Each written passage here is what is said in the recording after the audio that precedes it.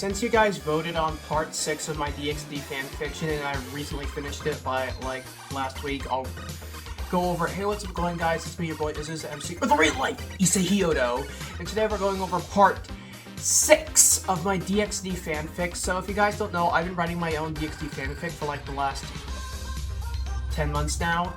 And it's good. This is me going over the series and what happens in it, so if you guys want to read it, I'll put a link down below. But anyways, let's get started. So it starts off with Issei and Gasper walking back from 7-Eleven, right? They're going to 7-Eleven, then because they want to get some big gulps, they want to get some drinks. Issei gets a Dr. Pepper, Gasper gets a pink Monster Energy because he's a fanboy, we all know that. Then they see a $20 bill on the side of the road, and Issei's like, ooh, a $20 bill? I know what I want to do with this! So then Issei has the brilliant idea, it's like, hey Gasper, we should go and get some Pokemon cards. So then Gasper thinks like, oh yeah, let's go get Pokemon cards! So they go to Best Buy, they're sold out. They go to Walmart, they're sold out. So they go to Target, and they see one last pack of Pokemon cards, so they try to go get to it, but then a fat 40-year-old man comes by and pushes Issei out the way, and pushes Issei out the way and takes the last pack of Pokemon cards, and Issei's like, we got here first, can we have the pack? And the guy just beats up Issei and Gasper, because I really wanted to do a chapter with Pokemon card scalpers, because that's been going on lately, and I just really want to do a part with that, so yeah. Then Issei and Gasper are sad that they got beaten up at Target by a 40-year-old man. So they go to Chick-fil-A, the Chick-fil-A next door, to Target to get something to eat, and they run into someone. Riser Phoenix. And I wanted to include Riser Phoenix, but I didn't know what to do with him. So I decided, yeah, Riser Phoenix is the manager in the fanfiction. So next up later, a couple days later, Azazel comes to the house with a box in the mail, and he gives it to Issei and says, can you please watch this for me? And so Issei opens it, and Issei and Akano and Rias are watching Breaking Bad, so Issei opens it, and he finds a Chinese finger trap. So it's like, ooh, so Issei puts his finger in it, and it's like, hey Akano, put your finger in it. Then when Akano put her finger in it, it switches their bodies, so it's a magic Chinese finger trap that switches their bodies for 24 hours, and Issei is like, oh wait, me and Akano switched bodies for 24 hours. Then nighttime comes, and Issei and Rias have lesbian sex, and Issei does it in Akano's body. So that's what happens in that. Yeah, I don't want to get on that, but that's what basically happens. Then next up, later that day, they spot P. Diddy is on the loose with Kanye West and Freed Selfie. So they track him down, right? They split up into two teams. Issei, Rias, Akano, and Gasper, and the other team is Zenobia, Idina, Konako, and Agia. So basically, Issei and Gasper, Issei's group, they go to the sewers where Freed is hiding out with the vegan teacher. The vegan teacher's his mom, by the way.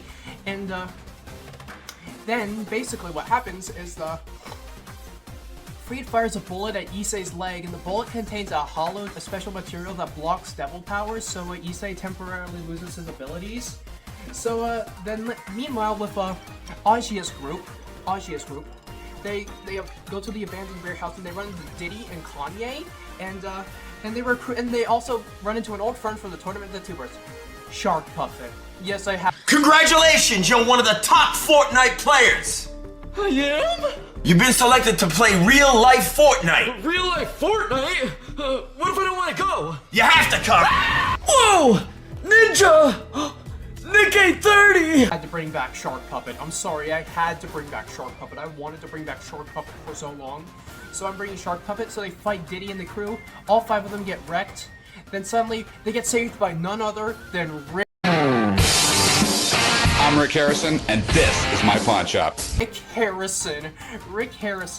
So then Rick Harrison, they go back to, they regroup at Rick Harrison's pawn shop, and Rick Harrison shows he has a spare mech, and Issei borrows the mech, and Gasper borrows Konako's mech. Oh yeah, Konako has a mech in this.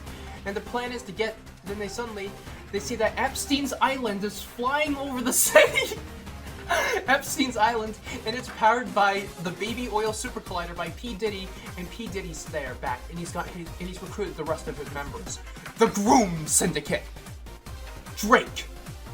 Ava Chris Tyson. Dr. Disrespect. Jared Fogle. And EDP 445. The Groom Syndicate, they're back. And they turned the fucking Epstein's Island to like a floating island that's flying over Los Angeles. Oh yeah, I forgot to mention, the characters, they live in Los Angeles. I feel like that'll be funny. And also, while they're in Los Angeles, EDP kidnaps Riser Phoenix and gives him to Diddy because Riser Phoenix would not give EDP 12 spicy chicken sandwich meals at Chick-fil-A he worked at because he says he can't do that.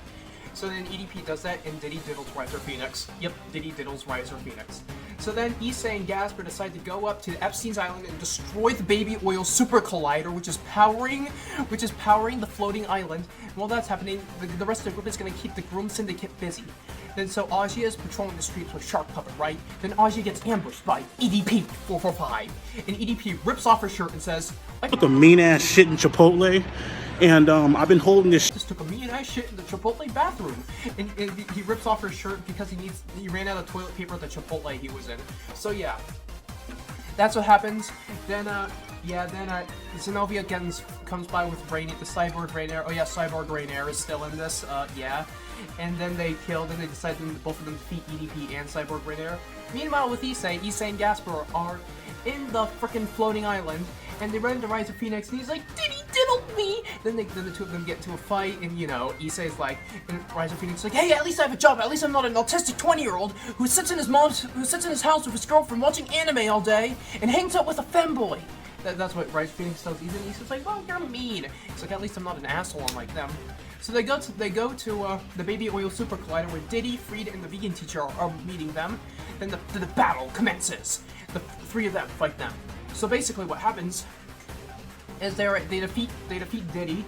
Then basically, Riser Phoenix picks up the vegan teacher, sets her on fire like Anakin Skywalker. They blow up the Super Collider. They get the hell out of there, and yeah, that's basically it. They blow up the Baby Oil Super Collider like the Death Star. And yeah, the Groom Syndicate, they disband, and Diddy's dead. So yeah. So yeah, I know this is kind of short, but I just want to get this part out because you guys really want this, and you guys will love this. I don't care. I know you guys are gonna love this shit.